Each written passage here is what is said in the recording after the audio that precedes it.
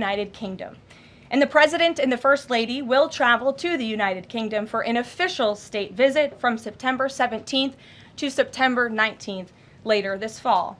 This will mark a truly unprecedented second state visit for President Trump, and he is honored and looking forward to meeting with His Majesty the King at Windsor Castle. There has been a wave of positive economic news over the past week, which I would like to highlight today. Joe Biden's inflation crisis has been defeated. Prices paid to American businesses for goods and services were flat in June, which is lower than all 50 forecasters in the Bloomberg survey predicted. And core inflation, which is the best measure of inflation, came in lower than expected again in the month of June. Since President Trump took office, core inflation has tracked at just 2.1% overall and has come in below or at economists' expectations every single month. Wages are growing at a strong pace and prices are falling for everyday Americans. We also saw prices for new and used vehicles and airfares drop last month. In addition, prices for gas, fuel oil, energy commodities, hotels, airfare, public transportation, and fresh vegetables are all down over last year. As we said all along, trust in President Trump. The American dream is back, and everyday families are already reaping the benefits of this incredible economic turnaround in just 6 months. President Trump has ended the era of economic surrender and implemented powerful tariffs to stand up for our workers and businesses and rebalance America's trading agreements. Despite all of the doom casting from the so-called experts claiming that these tariffs would be the end of the world as we know it, the opposite has occurred. Tariffs are not inflationary, as President Trump has said all along. In reality, tariffs are a source of massive revenue. We're seeing trillions of dollars pour into our country right now because the companies around this world want to make their products right here with American labor and not have to pay any tariffs at all. Customs and tariff revenue has already totaled more than $113 billion since President Trump entered office, helping to lead a budget surplus in June for the first time in nearly a decade.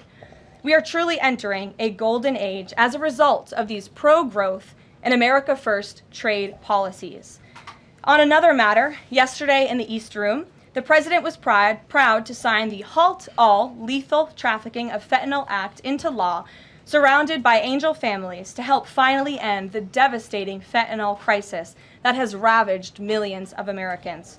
Under the Halt Fentanyl Act, anyone who possesses, imports, distributes, or manufactures any illicit fentanyl-related substances will be subject to criminal prosecution in the same manner as any other Schedule I controlled substance. This legislation will close the loopholes that criminals use to skirt around the law and make it easier for law enforcement to prosecute vicious traffickers who peddle poison in our communities. President Trump has always made tackling the drug crisis a top priority, and this important bipartisan legislation further follows through on that commitment. The complete and total success at our southern border that many in the media in this room continue to ignore is another example of the President keeping his word to families who have lost loved ones due to fentanyl, and it's another win for the American people. Protection just released the final operationalized stats for the month of June, and I must highlight some of these incredible numbers. There were only 6,072 Southwest apprehensions in June, 15% lower than the previous record that this president set in the month of March. To put that in perspective, the Biden administration routinely saw the same number of encounters in a single day, and on many days, that number was more than 10,000 apprehensions at the Southwest border. There were also 0 illegal aliens released along the Southwest border for the second consecutive month in a row. President Trump promised to end the illegal alien invasion, and he has delivered on that promise to the American people in record time. With the border sealed, deportations are ramping up. This past weekend, our brave ICE agents were arresting violent criminal illegal aliens all across the country. ICE Atlanta arrested an illegal alien from Mexico, convicted of attempted rape of a child in North Carolina. ICE Baltimore arrested an illegal alien from Guatemala who was previously convicted for sexual abuse of a minor in Maryland. ICE Houston arrested a criminal illegal alien from Mexico whose previous conviction includes aggravated sexual assault of a child in Texas. ICE Salt Lake City arrested a 32-year-old illegal criminal alien from Mexico who was previously convicted for child abuse and injury. ICE Baltimore arrested a criminal illegal alien from El Salvador convicted in Maryland for possession of child pornography. And ICE San Antonio arrested a criminal illegal alien from Mexico convicted of aggravated sexual assault in Texas. The men and women of ICE are heroes. They are putting their lives on the line every day to get the worst of the worst, these types of criminals, out of our communities and out of our country. And the president continues to strongly have the backs of all ICE agents who are doing their jobs to keep all of us, including everyone in this room, safe. The facility, one second. In other news, following President Trump's bold executive actions protecting American children from irreversible chemical and surgical mutilation, the largest provider of these barbaric practices will now be closing its doors. The facility in Los Angeles, California, is just the latest facility downsizing or eliminating their irreversible and harmful services that feed into the lie that you can somehow change a child's sex. The Biden administration peddled dangerous policies that defied medical science in favor of radical transgender ideology. But President Trump has put an end to that to ensure America's children's innocence is protected and our children can lead healthy and productive lives. Finally, last night, Senate Republicans passed President Trump's $9 billion Recisions package. This will help restore fiscal sanity in our country by rescinding billions in wasteful foreign aid and finally ending taxpayer funding for PBS and NPR, two media organizations that have ridiculously used federal dollars to push a partisan left-wing agenda for many years. The House should pass this Recisions package immediately and send it to the president's desk for signature. On another note, I know that many in the media have been speculating about bruising on the president's hand and also swelling in the president's legs. So in the effort of transparency, the president wanted me to share a note from his physician with all of you today. In recent weeks, President Trump noted mild swelling in his lower legs. In keeping with routine medical care and out of an abundance of caution, this concern was thoroughly evaluated by the White House medical unit. The president underwent a comprehensive examination, including diagnostic vascular studies. Bilateral lower extremity venous Doppler ultrasounds were performed and revealed chronic venous insufficiency, a benign and common condition, particularly in individuals over the age of 70. Importantly, there was no evidence of deep vein thrombosis or arterial disease. Laboratory testing included a complete blood count, comprehensive metabolic panel, coagulation profile, D-dimer, B-type natriuretic peptide, and cardiac biomarkers. All results were within normal limits. An echocardiogram was also performed and confirmed normal cardiac structure and function. No signs of heart failure, renal impairment, or systemic illness were identified. Additionally, recent photos of the president have shown minor bruising on the back of his hand. This is consistent with minor soft tissue irritation from frequent handshaking and the use of aspirin, which is taken as part of a standard cardiovascular prevention regimen. This is a well-known and benign side effect of aspirin therapy. And the president remains in excellent health, which I think all of you witness on a daily basis here. So the president wanted me to share that note with all of you. I'm happy to take further questions on it. We will provide the memorandum from the president's physician to all of you, as we always do.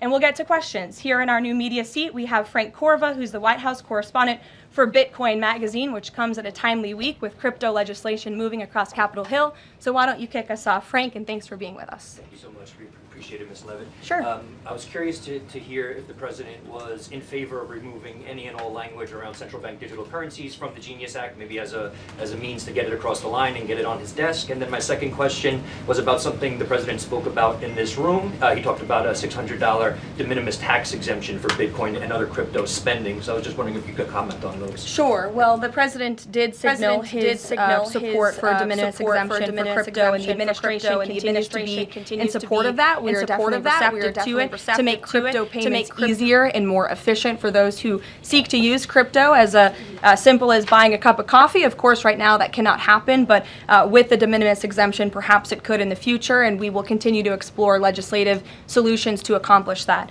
As for the central bank digital currency and the Genius Act, which you noted has passed through Congress and will be sent to the president's desk. I believe the House is voting on it. If they haven't, they should be passing it. We know we have the votes, and we expect it to get to the president's desk, and we are planning a signing ceremony tomorrow afternoon. All of you will get more details on that. This piece of legislation is going to make America the crypto capital of the world, and that's what the president promised. As for a central bank digital currency, the president opposes that. He made that promise to the American people on the campaign, and while it's not in this specific piece of legislation, he did sign a January executive order banning a central bank digital currency. The administration supports Congress's efforts to codify that executive order into law, and I believe there will be future pieces of legislation in regards to crypto that will be moving through Capitol Hill. The president looks forward to signing them, and he looks forward to the signing ceremony this afternoon. So thank you for being with us today. Sure. Jackie. Thank you, Karoline. There's been a lot of discussion about the Epstein files and the president's comments yesterday calling it a hoax. Can you clarify which part of the Epstein hoax is the hoax part? The president is referring to the fact that Democrats have now seized on this as if they ever wanted transparency when it comes to Jeffrey Epstein, which is an asinine suggestion for any Democrat to make. The Democrats had control of this building, the White House, for 4 years, and they didn't do a dang thing when it came to transparency in regards to Jeffrey Epstein and his heinous crimes. It was this president who directed the Department of Justice and the Attorney General to do an exhaustive review of all files related to Jeffrey Epstein, which they did. The Attorney General and the FBI, led by Pam Bondi, Dan Bongino, Kash Patel, these are great patriots, some of the most trusted voices in the Republican Party movement. It's part of the reason the president appointed them to these high law enforcement positions, and they spent many months going through all of the files related to Jeffrey Epstein, and they concluded what they found in that memo, which they drafted and they released. And so the president has been transparent. He has followed through on his promises to the American people, but he doesn't like to see Democrats and the mainstream media covering this like it's the biggest story that the American people care about. The president has been working so hard this week. On Tuesday, he went to Pennsylvania, where he secured $90 billion in investments for the Commonwealth, for the people of that state. After that, he came back to the Oval Office at 8 p.m. He went in there to whip votes to get the Genius Act signed into law. And because of his efforts, that bill is now going to be signed and passed. The following day, yesterday, he meets with a foreign leader, the King of Bahrain, to secure more investments into this country. And then yesterday afternoon, the president is in the East Room of the White House mourning with parents who have lost their children because of fentanyl, signing a bipartisan piece of legislation. And not a single cable network in this country took that event live and covered that event like they should. Those are the issues the president cares about. What could be more important to the American people than helping families who have lost their children? Those are the issues this president is going to remain focused on. I understand he wants to move on from this story, but you do have some prominent figures, including the Senate Majority Leader, the House Speaker, voicing support for the files to come out. Representative Massey collecting signatures that would force a discharge petition for a vote on the floor for this. It doesn't seem to be going away. What is stopping the administration from just redacting any sensitive information, grand jury information, and putting out what is appropriate so that the American people can decide and then let this story die? Well, in terms of redaction seals, those are questions for the Department of Justice. Those are also questions for the judges who have that information under a seal. And that would have to be requested, and a judge would have to approve it. That's out of the president's control. He has said, in agreement with some of the leaders on Capitol Hill, that if the Attorney General and the Department of Justice come across any other credible evidence, they should provide that to the American people. The president has said that, and he agrees with them on that. Why did he fire Maureen Comey? The Department of Justice did, and I would defer you to them. Dasha. Has the White House been directly in touch with some of the MAGA influencers that are still not satisfied with the administration's handling? And has the message to them been similar to what the president has said, which is sort of either let this go or we don't need your support? Well, look, the president and this team are always in contact with the president's supporters, with voices of many kinds on both sides of the aisle. I think that's part of the reason this president is a great president, because he's willing to listen and hear other people's perspectives, but ultimately he has led this country not just over the past 6 months to historic success, but also through his first 4 years as president. And as the leader and the creator of the MAGA movement, he has led through these perilous times for our country based on instinct and in the best interest of the country. And as I always say, the American people should trust in President Trump. And one on John, that, Chair. go ahead, John.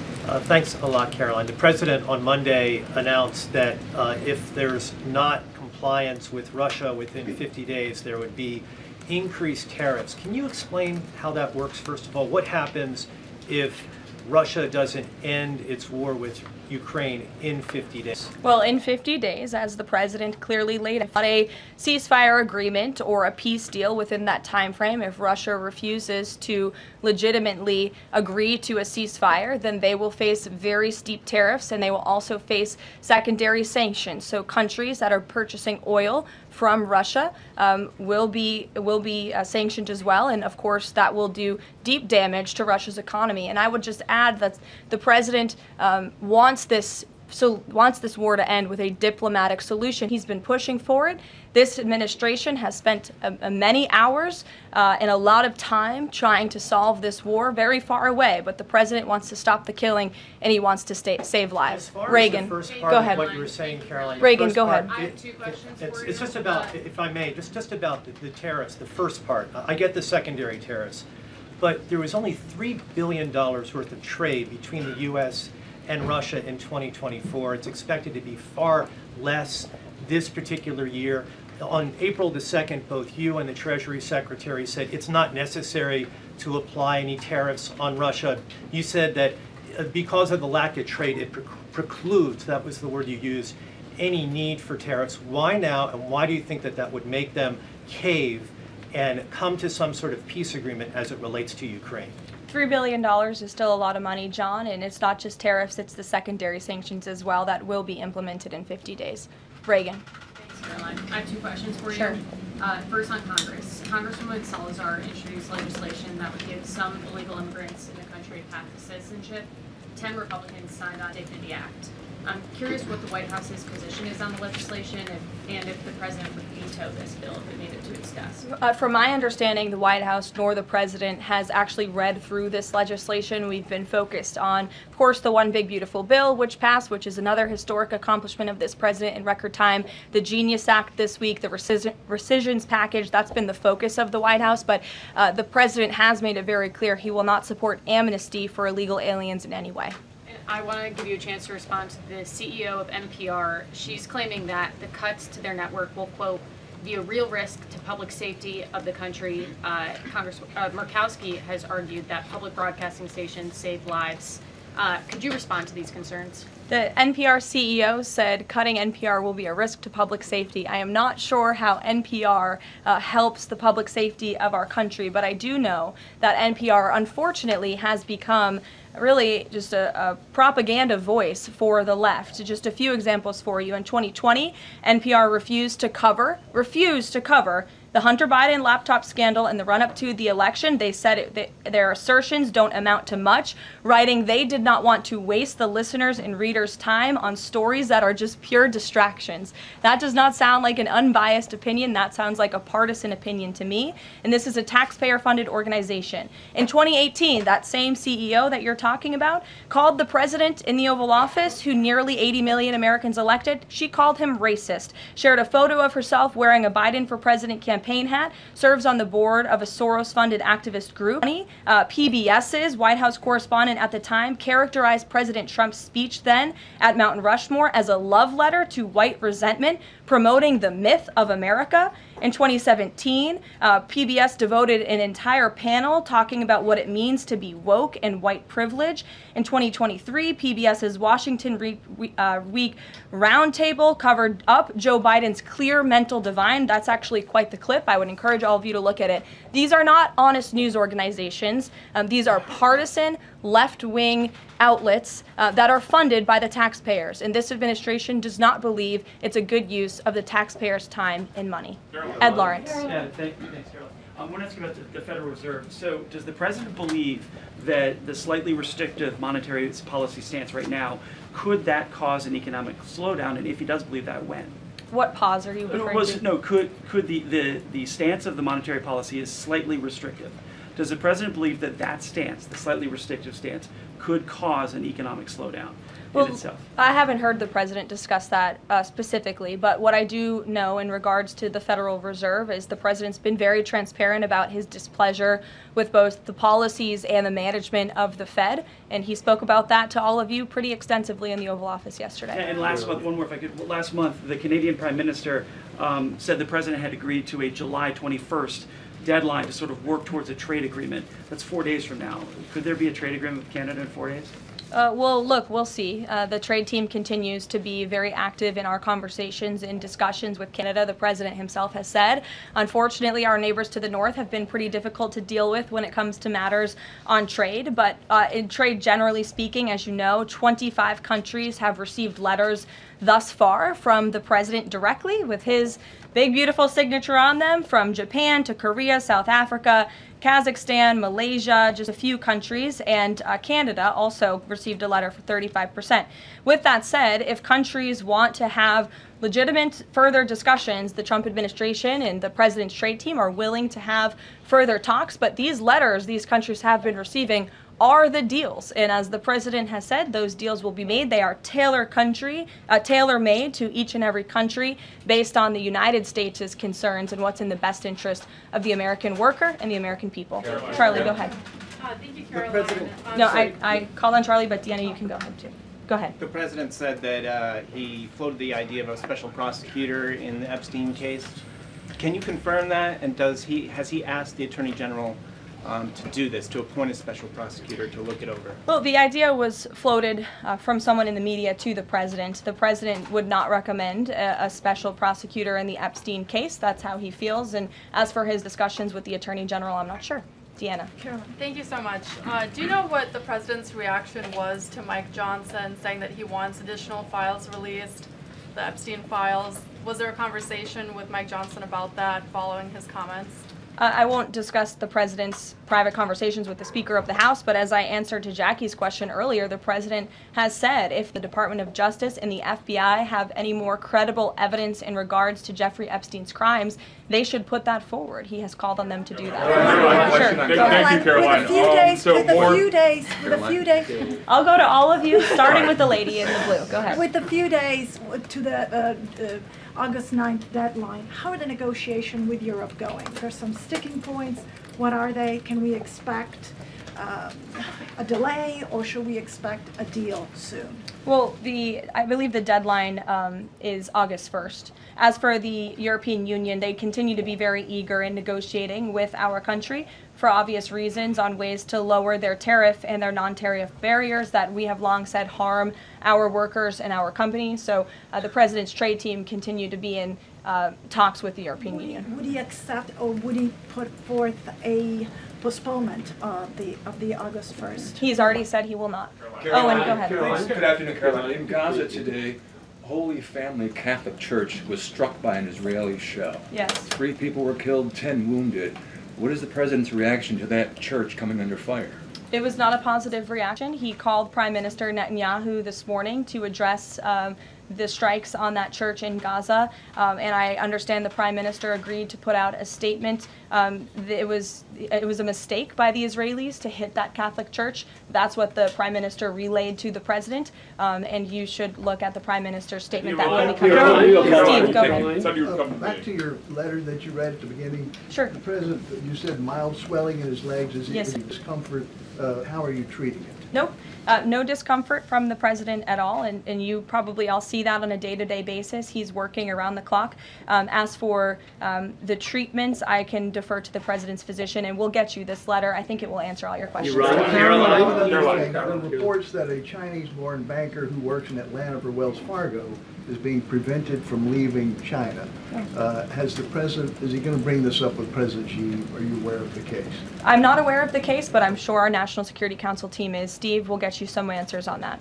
Caroline.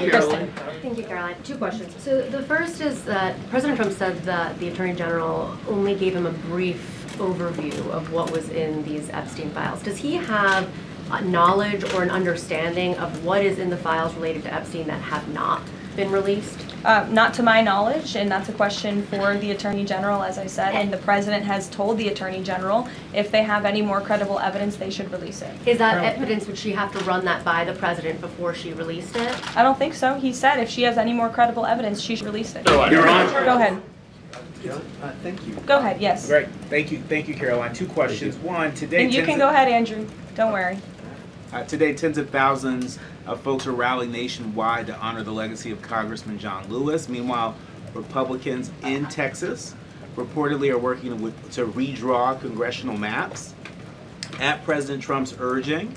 How is President Trump reconciling his call to action for Texas Republicans with the legacy of Representative John Lewis? I'm not quite sure how the two things are related. I think the President would agree that John Lewis served our country for many, many years. It has nothing to do with the redistricting efforts that are currently underway by Texas Republicans to add seats to their legislature. They have the right to do that. The President spoke to the congressmen and women who serve the great state of Texas about it, but it's up to them and it's up to their legislature to get that approved. And Caroline, this is the second question. And Go does ahead. the President support the Justice Department's request for just 1 day in jail for the officer convicted in Breonna Taylor's killing?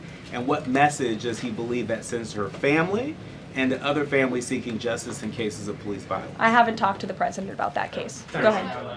Just the President, when the President met the interim President of Syria a couple of months ago, he described him as a young, tough, attractive guy. After the latest clashes in Syria over the last few days, does President Trump still support Syria's interim president? The President still supports Syria's pathway to a peaceful and prosperous country, and you received an update directly from the Secretary of State on the ongoing situation between Syria and Israel. I spoke to him myself this morning to get an update, and as soon as the United States became involved in this conflict, we were able to de-escalate, deconflict. That seems to be continuing. Syria agreed to draw back their troops that were in the area where that clash was ongoing, and we continue to be very actively monitoring the situation. The President wants to see Syria become a prosperous and stable country, and by the lifting of the sanctions on Syria, he's giving them a real chance to do that, and he wants to see that through. Andrew, go ahead. So on Tuesday, a very detailed story about his uncle, noted scientist John Trump, and Theodore Kaczynski, the late Unabomber. He said that Dr. Trump taught Ted Kaczynski. Ted Kaczynski was not identified as the Unabomber until 1996, 11 years after John Trump passed away. It would have been impossible for John Trump to have ever discussed the Unabomber with the president. So what was he talking about? And I have one follow-up. Andrew, with so many issues going on in the world, I'm a little bit surprised you would ask such a question, although I'm not sometimes coming from you, I will say, but I'm willing to give you an answer. Nevertheless, the president's uncle did, in fact, teach at MIT. He was a very intelligent professor. The president's very proud of his family. In fact, the president has a letter from his uncle on the MIT letterhead that sits in the Oval Office dining room. Maybe we'll let you see it sometime. And then Elizabeth. Caroline, one more on Elizabeth, will the go president consider pardoning Ghislaine Maxwell Elizabeth, if the Epstein case is a hoax? Okay, I'll start off with the president said last week he would not be getting involved in the New York City mayoral case. If that mayoral race, if that's still the case, given his history drawing a large crowd in New York City, what's his reason for staying out of it in that way? Well, look, I think the president reserves the right to get involved in races or not get involved in races, and he's made the decision not to weigh in on the New York mayoral race, as you rightly pointed out, although he has gone as far to say he absolutely does not want to see Zemdami elected, who is a known communist who supports the abolishment of property, the defunding of police. He has made very well-known anti-Semitic statements. It would be a disaster for New York and for this country, and I think it's quite telling that this individual, a known communist, has been spending time in Washington this week meeting with truly where the Democrat Party is headed. Clearly, they learned nothing from November 5th in the president's overwhelming victory. Mary, go ahead. Thank you, Caroline. I want to backtrack to the hospitals that have stopped providing transgender surgeries and hormones for kids. On this front, does that have anything to do with the DOJ's subpoenas last week? Should we expect any more hospitals to be shutting down their programs? And I wanted to also ask what you make of all these media reports, especially the AP, which I noticed, which portrays these children as losing something that's saving their lives. Yes, I think the president spoke a lot about this issue, which is a political issue, but also really a cultural issue that impacts children and families. He talked about it a lot on the campaign, and I think he was quite surprised by the uptick we were seeing in the embracement by the Democrat Party when it comes to the chemical castration and mutilation of young innocent bodies. And so the president made it a very early priority to sign very strong executive orders to cut off the funding for any hospital or any medical facility in this country that provides such barbaric procedures. And as a result of that strong policy and the president's strong common sense position on this issue, we've had a response which is great for children in Arizona. Phoenix Children's Hospital has stopped providing puberty blockers and hormone therapy to minors. In California, Stanford Medicine ended sex change surgeries for minors. Children's Hospital Los Angeles is closing its Center for Trans Youth Health and Development surgical program. In Illinois, Lurie Children's Hospital Chicago stopped sex change surgeries. Again, let's think about what we're talking about here. Sex change surgeries for minors. These are barbaric practices that no innocent child should have to endure. And the president wants to protect the innocence of children, and I know the vast majority of Americans support him in that effort. This is a wildly popular and common sense endeavor this administration has taken, and we've seen many of these medical institutions have followed through with the president's executive orders, but will continue to take further action on this important issue. Garrett. I too, if you'll indulge me. Sure. On the rescissions package, I wonder what the White House makes of this theory that it increases the odds of a shutdown. The theory is basically, why would any Democrat vote for a bipartisan spending deal with Republicans if Republicans can turn around and claw the money back the next day? Look, $9 billion worth of crap that it was in our federal funding that is now being rescinded. This is a good thing for the American people and the American taxpayer, and I think our Office of Management and Budget Director was saying this process should be more bipartisan. Democrats, there was a time in this country where Democrats too cared about getting rid of waste, fraud, and abuse in our federal spending. I think every American agrees the government spends way too much money on things that don't matter. Some of those things includes PBS and NPR, or for instance, the Democracy Fund, which was funded to the tune of $83 million through the Department of State, but they were giving hundreds of thousands of dollars for gender equality and empowerment hubs in Yemen, $3.9 million for strengthening information integrity, equality, and democracy for LGBTQI population of the Western Balkans. These are not good uses of the taxpayer funds, and Republicans are proud to lead that effort, and we wish more Democrats would join us in that. I wanted to follow up on the Maureen Comey question just to clarify. Did the White House have any knowledge, or did the president sign off on her firing? This was a decision that was made by the Department of Justice. There was an agreement that was made between Immigration and Customs Enforcement and the Centers for Medicaid and Medicare Services regarding access to Medicaid information for 92 million Medicaid recipients around the country. That includes health information. So how does that not violate HIPAA violations and privacy concerns, for example, of American citizens? I'm going to have to defer you to Immigration and Customs Enforcement on that. I'm unfamiliar with that agreement that they made. Thanks, Caroline. 2 questions. Russ Vought said today he's going to be looking into cost overruns in the Fed's renovation projects. Is there a deadline for him to come back with findings of that? I don't believe there's a deadline the president has set for Russ Vought, but I think, again, this is a good use of taxpayers' time to look into this project that is millions and millions of dollars over budget. It's for a big, beautiful mansion for the federal chairman, reserve chairman, and I understand that it costs much more than it did the beautiful palace that many of you joined us at when we went overseas. So it's completely unnecessary, it's overpriced, and I think it's a good thing the administration, led by the president, is looking into it. If there ever were to find wrongdoing or fraud, would the president reconsidering firing Jerome Powell? Look, it's a hypothetical question. We'll see where it goes. The president spoke about how he feels on this matter yesterday. Sure.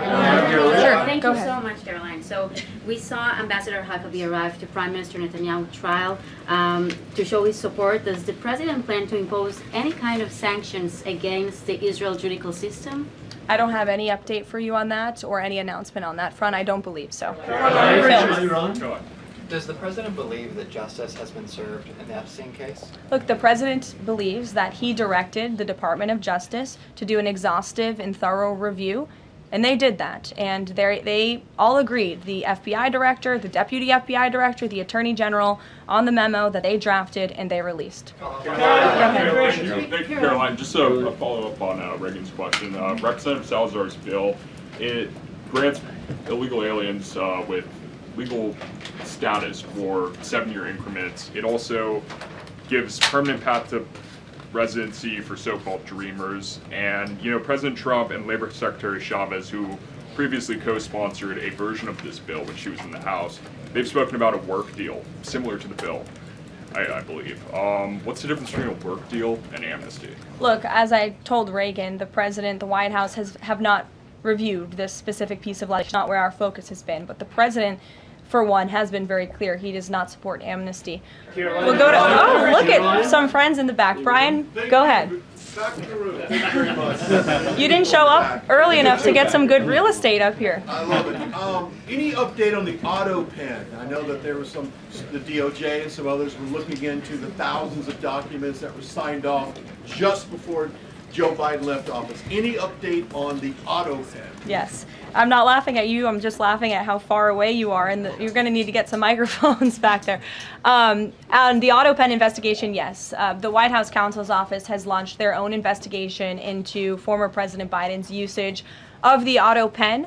We have requested some documents from the National Archives, and again, as I've said many times from this podium, and the president has said as well, it's incredibly important that we get to the bottom of who really was at the tip of the spear in the decision-making process here in the White House, because former President Biden himself admitted to the New York Times, I understand he never gave interviews when he was here, but now all of a sudden he wants to give one, and he said that he did not actually review every single pardon that he signed on his way out the door. That's incredibly concerning, and I can tell you it's something this president would never tolerate. This is a president who is signing things all the time. Any document that has legal implications, this president's signature is on it because he's the one making the decisions. It does not appear that was the truth in the previous White House, and I know the American people want to receive answers on who was running the show, because the decisions that were made in this place really destroyed our country, and get to the bottom of it. Mark in the back. Thanks. Some Christian groups are complaining that they are not able to get visas as quickly to travel to Israel, and it's been elevated to Ambassador Huckabee's station. Is the White House aware of that? Does it have any reaction to that? And is that part of the president's disappointment with Netanyahu and his government? Look, I'm not aware of that, Mark, but I'm sure, again, our National Security Council is, and also the State Department. As you know, travel visas roll through Secretary Rubio's shop over there, whom we work very closely with, so we will check in on the matter. But I know overall this president and the administration do want to streamline the visa process to make it easier for both Americans who want to travel abroad and people abroad who want to come to our country the legal way. Sure. Go ahead. I was going to the gentleman above you, but go ahead, Libby, and then you can go. Sorry. Okay, 2 questions for you. The first is, during the Whole Nation Summit, Secretary Noem suggested there could be some changes to TSA's liquid limits. Is the president aware of that? Is that an idea that he's backing? And what would that timeline and the changes look like? Sure. I would defer you to the Department of Homeland Security, but I did see Secretary Noem's comments, and I think it's great that on day one she asked TSA, what are we doing right? What are we doing wrong? How can we make air travel more efficient while maintaining utmost security for American passengers and travelers? And I know they announced no more shoes, or you don't need to take off your shoes anymore at the airport, which I think is welcome news to all of us who travel a lot. But further guidance or decisions, of course, that's in the Secretary of Homeland overview, and I would defer to her. And the other question for you is on Bondi and Burgum's trip today to Alcatraz. I'm curious what the funding is going to look like for that, and who the president does want to see incarcerated there, if it were to become Sure. Well, this was an idea of the president. He spoke about it in May, and he directed his administration to review a reopening plan for Alcatraz if it is possible, which is why the Attorney General and the Secretary of Interior have traveled there today. They are touring the site, and if the Alcatraz prison is reopened, it would be under the purview of the Bureau of Prisons. And the Secretary of Interior also would play a big role in this as well. So they're there to review the site today, and I'm sure you'll hear more from them on it later. And just to follow up, Libby, on who the president wants to see housed in Alcatraz, the worst of the worst criminals in this country, both American criminals who convict heinous crimes, but also illegal alien criminals before deportation as well. Sure. Go ahead. The State Department yesterday urged the Chinese Communist Party to cease its campaign to eradicate Falun Gong, a peaceful spiritual practice. With the anniversary of this brutal persecution approaching, does the White House have a message for the CCP on this? Well, I will get you one, and we will get back to you. Sure. Go ahead. We'll take. Go ahead, and then go ahead. Sure. I've never called on you. Why don't you go ahead? In the red tie. Hello. Dr. Harper behind you. Thank you. Yes. Go ahead. Go ahead. Me. Thanks. Yes. Thank you, Caroline. Yes, you. It's Matias. Thank you. What's your outlet? I'm for Record TV, Brazil. Great. Brazil's President Lula recently said that President Trump was elected to govern the United States and not to act as the emperor of the world. And he also emphasized that Brazil is open to negotiation. I'd like to hear what you have to say about it, what the administration has to say about it, and specifically what areas are currently open to negotiation in the light of the 50% tariffs that were announced. Sure. The president is certainly not trying to be the emperor of the world. He is a strong president for the United States of America, and he's also the leader of the free world. And we've seen a great shift across the entire globe because of the strong leadership of this president. In regards to Brazil, the president sent a letter to Brazil announcing their new tariff percentage. He also directed our USTR ambassador, Jameson Greer, to launch an investigation of Brazil under Section 301 of the Trade Act of 1974, designed to address unfair foreign practices that are affecting U.S. commerce. For years, we know Brazil's digital regulations and weak IP protections have undermined U.S. tech and innovative companies, and their tolerance of illegal deforestation and other environmental practices puts American producers, manufacturers, farmers, and ranchers who follow better environmental standards at a competitive disadvantage. So this president always acts in the best interest of the American people and the United States of America, and he will continue to do so. Thank you very much, everyone. We'll see you later. I appreciate the enthusiasm today. Thank you, Caroline.